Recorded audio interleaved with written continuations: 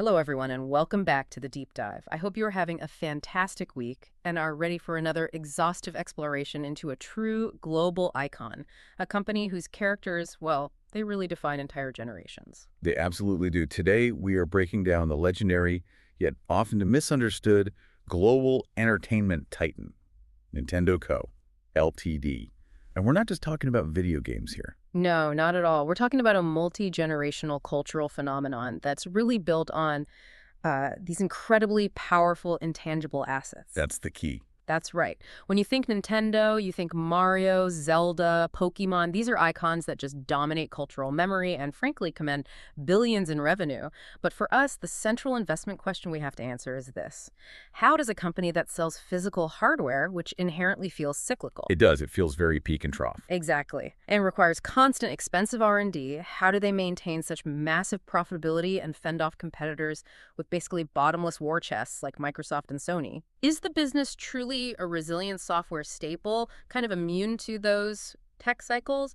Or is it just a high-quality toy maker whose earnings are, destined to collapse every 4 years? That is the mission of this deep dive. That is a massive question, and one that really requires us to look past the quarterly hardware numbers and analyze the structural advantages. Before we dive into those deep mechanisms, just a quick note for everyone listening. For those of you who want to act on these investing ideas, having a professional-grade platform is absolutely key to execution. We use interactive brokers, and we've actually partnered with them to get our listeners a stock bonus when you sign up. It's a great way to put your research into action. It is. You get a bonus, and you support the channel at the same time. That link, with all the details on the bonus, is right there in the description below. That's right. And of course, if you find value in this kind of in-depth, long-form discussion, the kind that truly helps you gain thorough, nuanced knowledge, the best way to let us know, and to ensure you catch the next deep dive, is to subscribe and like the video. It truly helps us bring these detailed analyses to you. And please, if you have questions about the company or the analysis, drop them in the comments section. We do read them. We do. Perfect. Now let's get into it. To really understand Nintendo's resilience, we have to start at the foundation. Pillar number 1, the business model and the competitive fortress. Yes. The structure of how Nintendo makes money is just fundamentally, and I'd say intentionally, different from its major peers. Okay, let's unpack that core mechanism because it's such an elegant and enduring business design. Nintendo operates on a model we call hardware-software integration. Right. And to put it simply, they use the console itself, the dedicated video game machine, as a kind of Trojan horse. Exactly. It's a Trojan horse. Unlike, say, Microsoft or Sony, whose consoles often act as these all-in-one multimedia centers, right? Their goal is to dominate the living room, sell third-party access. Nintendo's mission for the hardware is laser-focused. They aren't trying to make huge profits on the box itself, especially not at launch. In fact, they often sell the hardware at near break-even. Or even a slight loss initially, right? Just a thin margin. A very thin profit margin, if any. The sole purpose of that hardware is to establish an install base. Get the device into as many hands as possible. Get it into the hands of the consumer, whether that's a child or an adult. And once that console is installed, well, that's when the real profit engine fires up. And it fires up with incredibly high margin fuel. That fuel is the first-party software. We're talking about the titles you can only play on a Nintendo system. Mario, Zelda, Pokemon, Animal Crossing. The essentials. And when you sell a digital copy of a new title, let's say Tears of the Kingdom, that revenue is almost 100% incremental gross margin. Wow, so let's pause on that. 100%. The development costs were already spent, so every additional digital sale is basically pure profit. Practically zero marginal cost. The development was a fixed sunk cost. The marginal cost of delivery in the digital age is, pennies. Think about that financial profile. If you have a $70 retail game and the cost of goods sold is just a tiny fraction for digital bandwidth or, the plastic in a cartridge, you're keeping an enormous chunk of that as gross profit. It's what makes the business so incredibly cash generative once you have that mature installed base. And what ensures this whole model endures decade after decade is that it satisfies this foundational human need, the need for play, for shared differentiated fun. But it delivers it through a highly optimized high-margin vehicle that the company controls completely. It is a vertically integrated loop of profit. And the structural advantage that locks this in for decades, and this is maybe the most important point, is what we define as the generational handoff. This is a phenomenon that very, very few entertainment properties, maybe only Disney with, Mickey Mouse, truly possess. Let's go a bit deeper on that. Okay, so a parent who grew up playing Super Mario World on the Super Nintendo, or who spent hundreds of hours in Ocarina of Time on the N64. That's me. Right. They don't see Nintendo IP as some passing trend. They view it as a cherished memory. It's part of their childhood. So when that parent has their own kids, they often actively introduce Mario Kart or the latest Pokemon game to them. It's not passive exposure. It's not passive at all. It is an intentional transfer of nostalgia. And with it comes a built-in expectation of quality and safety. And this just creates a continuous, self-refreshing audience. Every decade, a new generation gets introduced to the core IPs by the one before it. This multi-generational demand curve effectively insulates Nintendo from the kind of trend-driven volatility that just plagues other entertainment and tech sectors, where new IP might be huge for 5 years and then, poof, it's gone. It's engineered continuity, which is just brilliant. And that allows us to shift our focus to the competitive structure because the barrier, the economic moat, it isn't technical. Not at all. It is defined purely by intangible assets, specifically that catalog of character intellectual property. This is the absolute core of their fortress. You can argue, and I think convincingly, that Nintendo owns the most valuable catalog of character IP in the world, certainly in the gaming space. And they made a very deliberate, strategic aesthetic choice decades ago that protects this moat. And this is where it gets really interesting, right? They chose timelessness over technical fidelity. Yes, look at Mario or Link or Pikachu.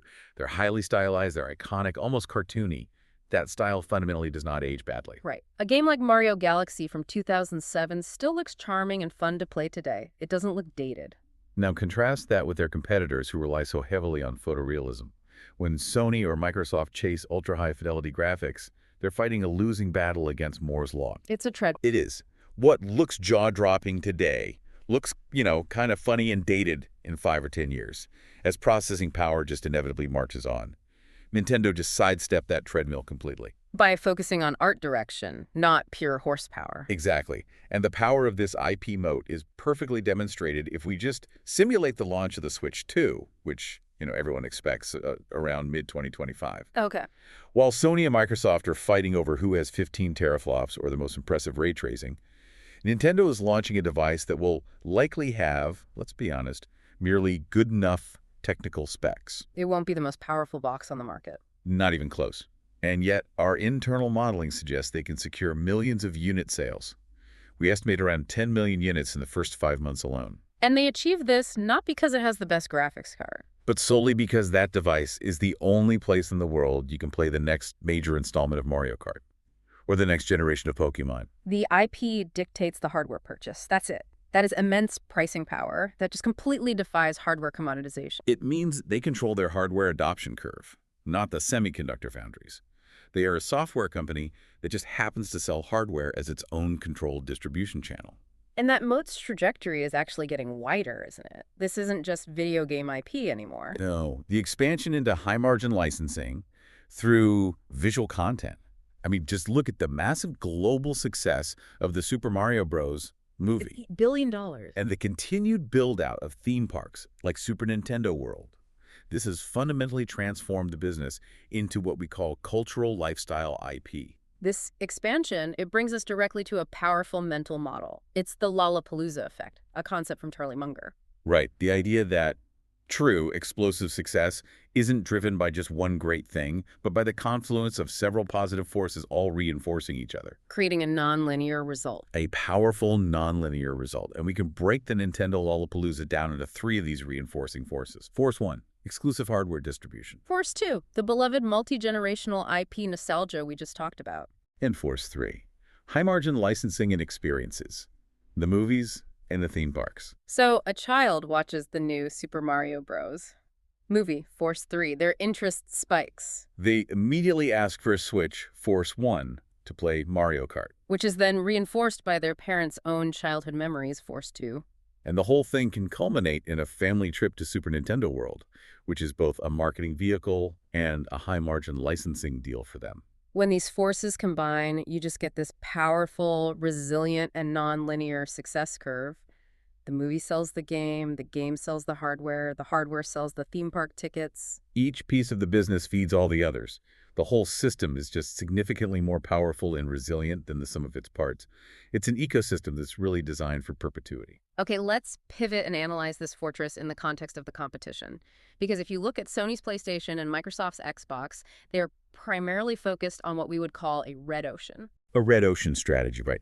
It's defined by high-intensity, bloody competition in an existing market. Yeah. They compete intensely on high-fidelity performance. It's a spec war. Like a very capital-intensive spec war, constantly trying to out-process each other to capture that, hardcore gamer segment. They're all fighting for the same piece of the technological pie. Nintendo, however, they pulled off a classic blue ocean strategy, a term from W. Chan Kim and Renee Melbourne. Right. They basically realized they couldn't win the spec war, or maybe didn't want to, so they just chose to exit it entirely. They differentiated themselves not by making better graphics, but by making a different kind of fun. And this differentiation is the entire firewall. If you want the most realistic, highest fidelity shooting experience, you have choices. You can play on different platforms, PC. But But if you want to play The Legend of Zelda, Tears of the Kingdom, or the next Pokemon game, there is only one device on planet Earth that gives you access. That deliberate non-comparison is their entire competitive edge. this unique position, it even allows them to manage customer sentiment effectively, even with what some customers call the Nintendo tax. Let's define that. Yeah, let's be clear.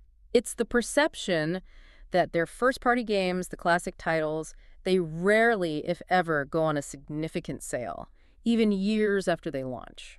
A 5-year-old Mario game is often still full price. And economically, the consumer tolerates this tax because of the consistent, unparalleled quality. The Nintendo seal of quality. That expectation is still paramount. They know that a Mario game, bought 5 years late, will still work flawlessly and be just as fun. Unlike, some third-party titles that need endless patches. And we saw this goodwill translate into a real economic advantage just recently. The overwhelmingly positive sentiment around the Switch 2, a lot of that was driven by the confirmation of backward compatibility. That decision was just brilliant long-term stewardship. It preserved the vast digital libraries of millions of Switch 1 owners. It reinforced brand loyalty, made the upgrade decision an easy one. And crucially, it eased the pain point of the transition by immediately giving the Switch 2 a huge existing software base from day one. That decision alone probably shaved months off the expected adoption ramp. And that kind of structural, long-term thinking is what defines the entire company culture.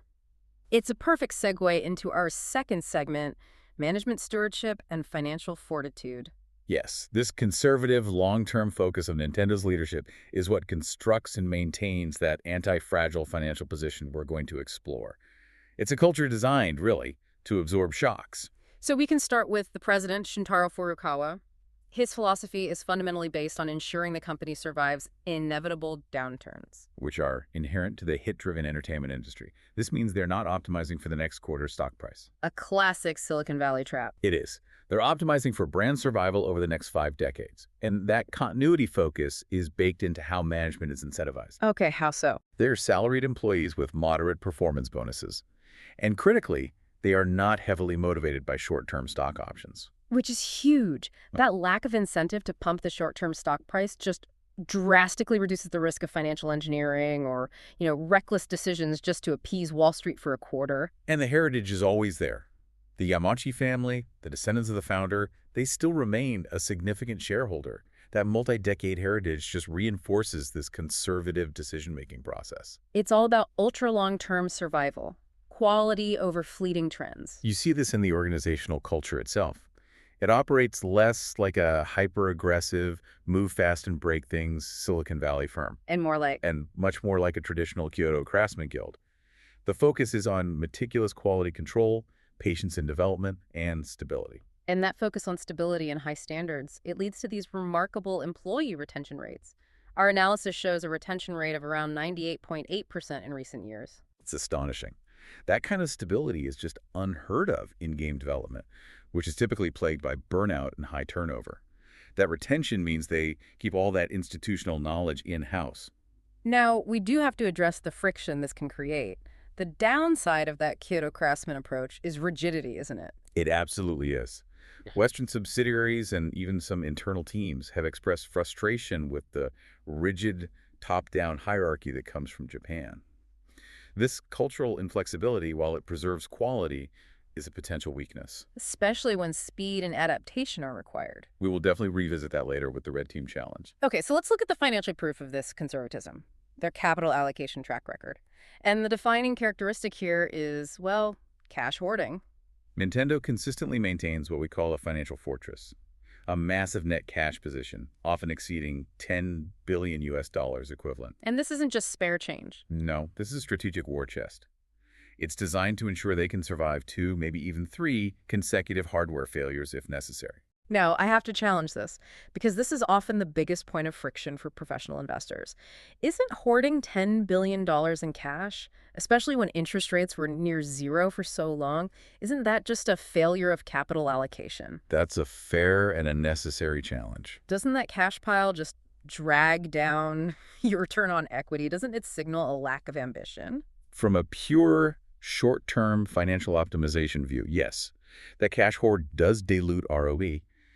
But Nintendo's objective is not maximizing quarterly efficiency. It's survival. It's maximizing the probability of multi-century survival. And in that context, we actually deem their capital allocation track record a resounding pass. Okay, why? Because they showed extreme rationality when their competitors did not. Just consider the massive M&A frenzy between 2020 and 2024. Competitors were acquiring these huge, often overvalued publishers like Activision or ZeniMax for tens of billions. Culture-crushing, debt-loading deals. Absolutely. And Nintendo just stood on the sidelines. They didn't bite. Precisely. They refused to join that arms race. That refusal, that discipline, it saved them billions in acquisition premiums. And critically, it kept their unique development culture completely undiluted and debt-free. They didn't trade their fortress for a short-term market share grab. Their acquisitions, when they happen, are surgical, like Shiver Entertainment. Small, strategic teams to bolster specific capabilities, not mega publishers just to inflate revenue. That discipline is key, but they do return capital responsibly, don't they? Oh, absolutely. They pay a very consistent dividend. They maintain a predictable payout ratio, usually between 33 and 50% of earnings, and they're opportunistic with share buybacks. Meaning they buy when they think the stock is cheap. Exactly. When they perceive the share price dipping below intrinsic value, which confirms that management believes in the long-term value of your own business. Okay, let's formalize this view of the financial fortress. We know profitability is cyclical. It's tied directly to hardware launches. That's just the reality of the business. In the middle of a console cycle, that sweet spot where hardware costs have dropped, operating margins are great. They're typically between 25 and 35%. But those margins inevitably compress. They dip during new hardware ramp-ups, like we're projecting for late 2025 with the Switch 2. High initial manufacturing costs. It's unavoidable. But if we look at the key quality ratios, they tell a much more consistent story, even through the cycles. Look at return on invested capital, ROIC. That number is consistently high, often exceeding 20, even 25% during the peak of a cycle. And even in the launch years, the ROIC remains firmly above their cost of capital. And this brings us back to the capital-light nature of the software business. Right. The cost to develop a new Zelda game is immense, but once it's done, the capital required to sell a digital copy is negligible. This incredible efficiency means their free cash flow conversion is excellent. They don't need big factories or huge inventories to generate high returns. It's structurally superior to their competitors who have much heavier capital requirements tied to, advanced silicon manufacturing, things like that. So when we use that term anti-fragile, let's just clarify what we mean. The balance sheet is pristine. They maintain negative net debt.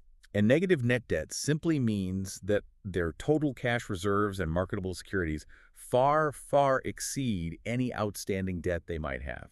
They're sitting on so much cash that if they paid off every penny of debt tomorrow, they would still have billions left over. This financial position is the ultimate strategic weapon, really. It allows them to innovate, to take risks on new hardware gimmicks or entirely new game concepts. Without the existential fear of bankruptcy or financial distress that plagues so many highly leveraged companies, this ability to withstand volatility, that is the essence of being anti-fragile, a system that actually gets stronger, not weaker, from disorder. That financial strength is just undeniable. But as you highlighted right at the top, there is this massive disconnect between the fortress and how the market prices the company. Which brings us to segment 3, valuation, risks, and the margin of safety. This is where we dive into market perception. Historically, Nintendo trades at a pretty significant discount compared to its Western tech and entertainment peers.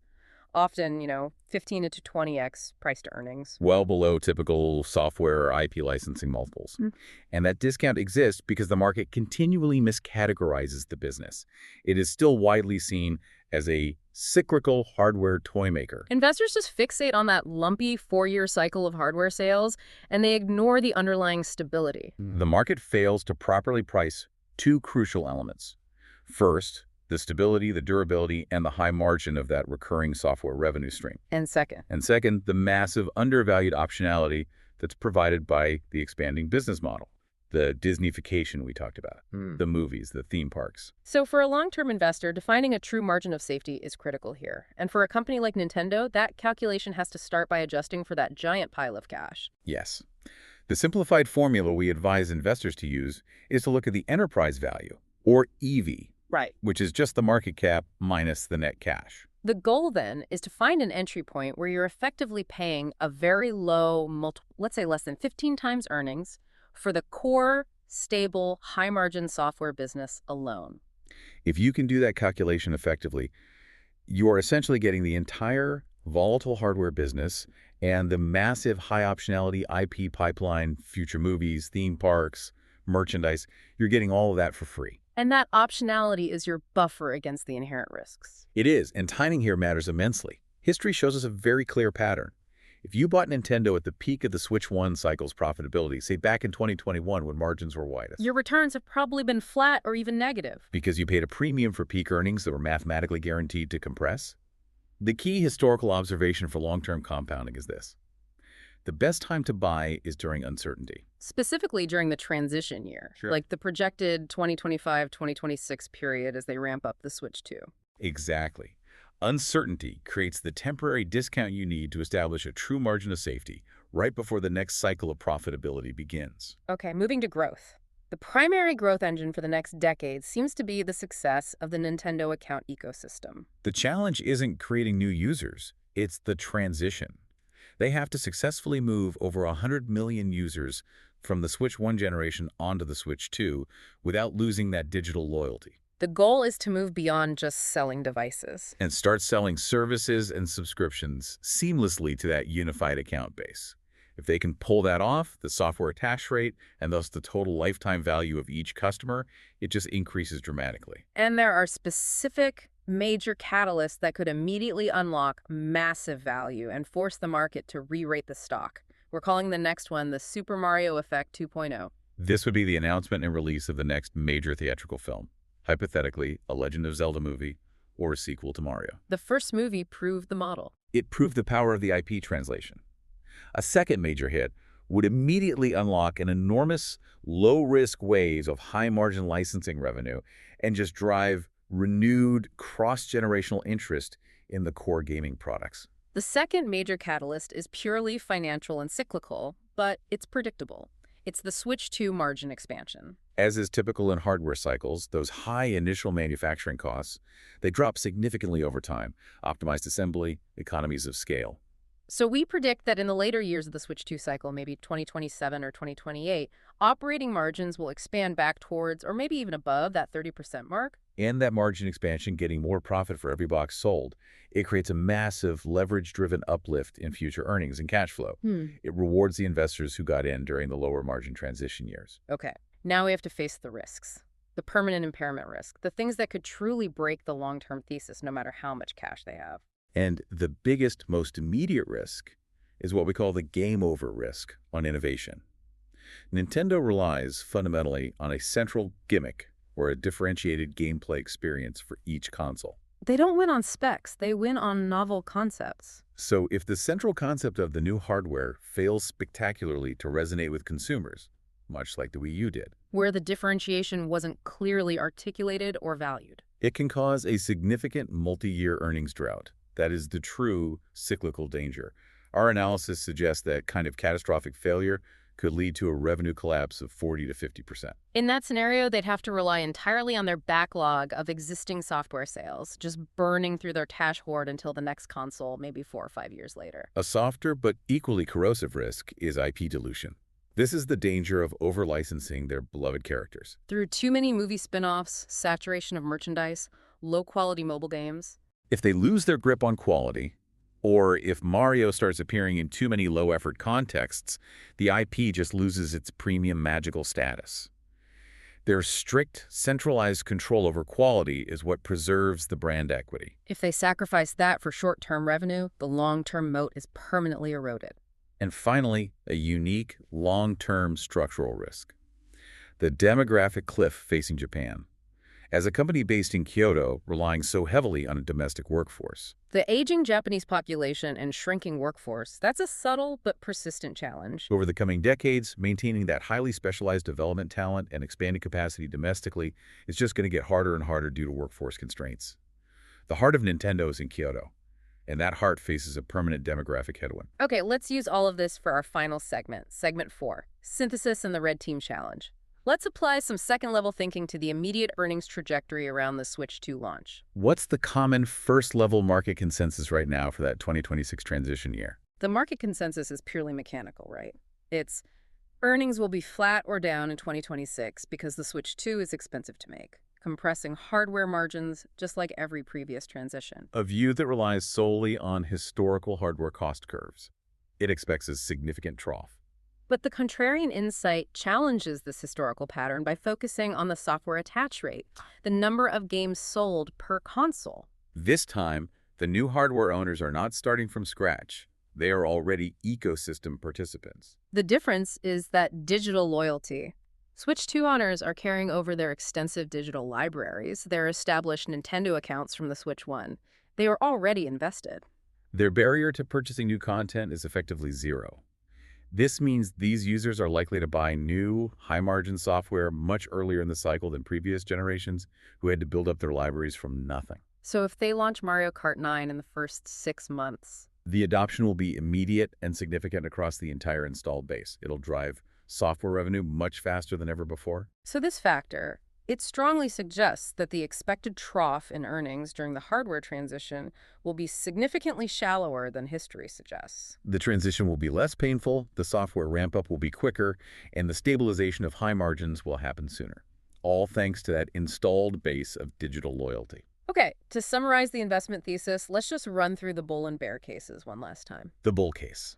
It rests on the combination of an unrivaled IP catalog, infinite shelf life, and pricing power. Combined with the anti-fragile financials, meaning the company can survive any storm without panic or debt. And finally, that structural shift toward a stable, account-based ecosystem business. Less volatility, better retention. All leading to a valuation that is often reasonably priced as a cyclical manufacturer, rather than the premium luxury software brand they are actually becoming. Conversely, the bear case hinges on 3 major risks. First, the acute hardware risk, the fear that the Switch 2's concept fails, leading to a multi-year revenue collapse. Second, the drag on return on equity from extreme management conservatism. Holding too much cash dilutes returns, even if it ensures survival. And third, that long-term demographic cliff risk facing their domestic development capacity in Japan. Okay, we've covered the company, the financials, the strategy, the risks. Let's finish with the ultimate contrarian perspective, the red team challenge. We have to invert this whole thesis. And ask, what if their greatest strength is actually their greatest weakness? What is the risk that the company is too rigid, too married to its current integrated approach? This is what we call the Kodak trap. What if that deeply ingrained Kyoto philosophy, that absolute insistence on controlling the hardware and the integrated experience, what if that makes them structurally blind to a massive technological shift? A shift that happens outside their sphere of influence. Specifically, we're talking about the rapid advancement of high-speed networking and cloud streaming. If high-speed 6G networking and mature cloud gaming technologies make true play anywhere possible on any screen, your phone, your smart TV, your browser, without needing a dedicated console, then the integrated hardware model could become structurally obsolete. In that scenario, Nintendo's moat shrinks dramatically. They would effectively be reduced to just a premium software publisher, albeit one with incredible IP, Their control over the distribution platform vanishes. And if they refuse to adapt to a post-console world, wedded to their rigid, high-margin hardware strategy. That insistence could lead to a permanent structural decline in relevance and market share, no matter how much cash they have in the bank. So what does this all mean for you, the learner and the long-term investor? I think the core insight here is that you have to look beyond the noise of technical specs and quarterly hardware numbers. The true economic engine of Nintendo is and always will be its exclusive, timeless IP. But that cultural strength only holds up if the underlying business model remains technologically relevant. So the ultimate question for you to really mull over, as Nintendo embarks on this next cycle and building on a Red Team challenge, is this. How long can cultural relevance shield a rigid business model from technological obsolescence? At what point does differentiation become stubbornness? That is the ultimate question for investors to navigate. It is. Thank you for joining us for this deep dive into Nintendo. We hope this has equipped you with a deeper, more nuanced understanding of this fascinating and unique business. And don't forget to subscribe and comment below with your thoughts on that Red Team challenge. We'd love to hear your analysis and how you think the Kyoto philosophy will adapt. We'll see you on the next deep dive.